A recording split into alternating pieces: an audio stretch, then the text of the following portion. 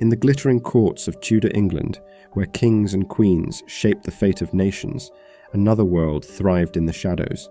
A world of whispers, alleyways, and crimes so chilling they vanished into the footnotes of history. Today, we step away from palaces and pageantry, and into the dark corners of Tudor England most people never dare to look.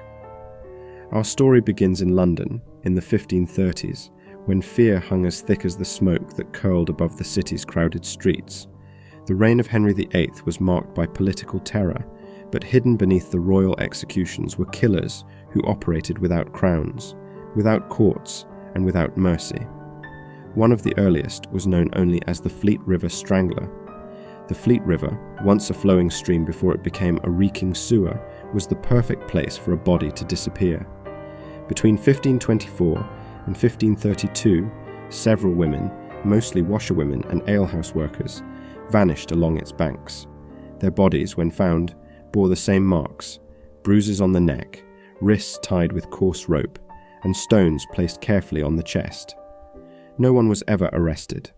Officials quietly blamed thieves, vagrants, or the dangers of wandering women, but city records later mentioned a single phrase, repeated in parish notes: "He walks at night."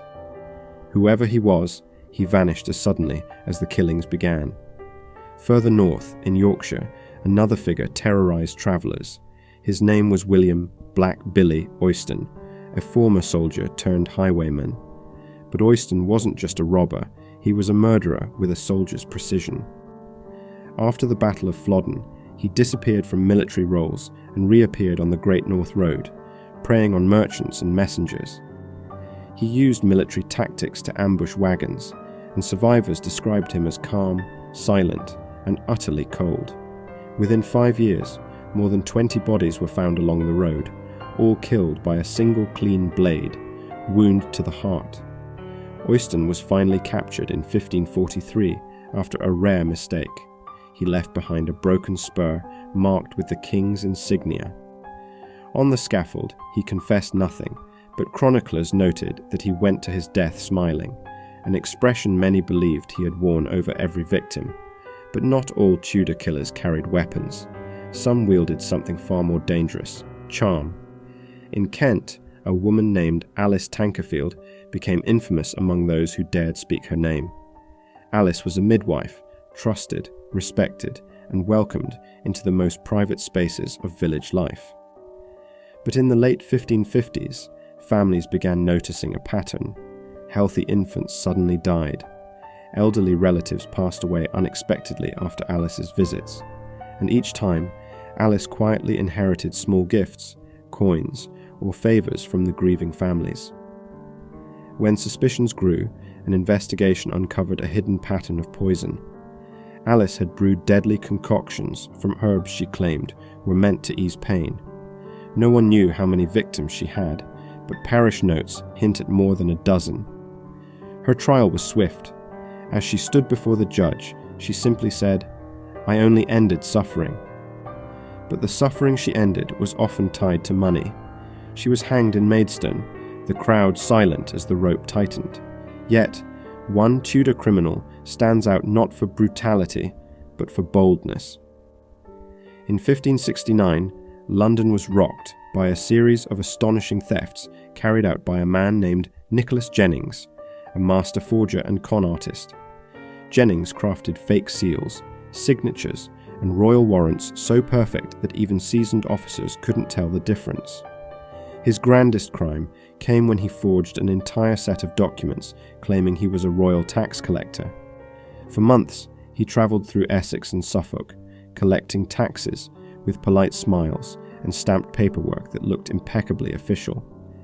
By the time the truth surfaced, Jennings had stolen the modern equivalent of millions. When the Crown caught him, his forged documents were displayed in court next to genuine ones. No one could tell them apart.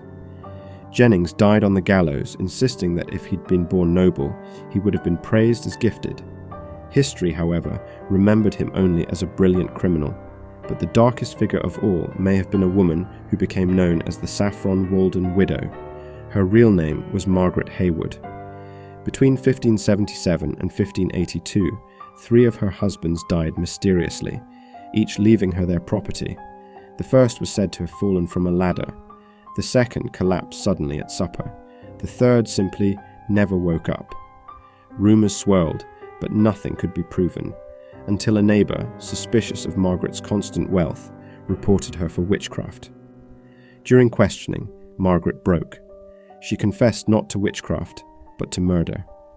She had used deadly nightshade, mixed into broths and wines, to quietly dispatch each man before moving on to the next.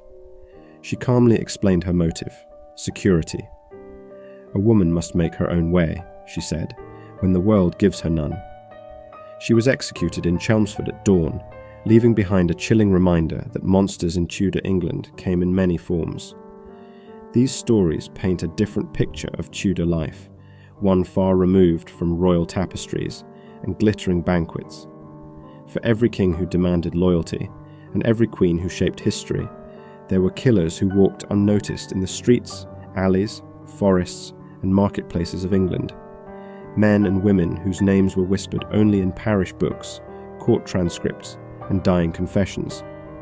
Their crimes were not grand enough for the chronicles of kings, but they were terrifyingly real to the people who lived in their shadows. The Tudor world was a place of beauty and brutality, faith and fear, power and paranoia, and while history remembers the monarchs who reshaped England, it often forgets the criminals who prowled its darkest corners, serial killers and deceivers who left no legacy but the echoes of their crimes. These are the stories of the Tudor killers you were never taught, the ones hidden behind the grandeur of the age, the ones whose footsteps still linger in the fog of England's past, if you dare to listen.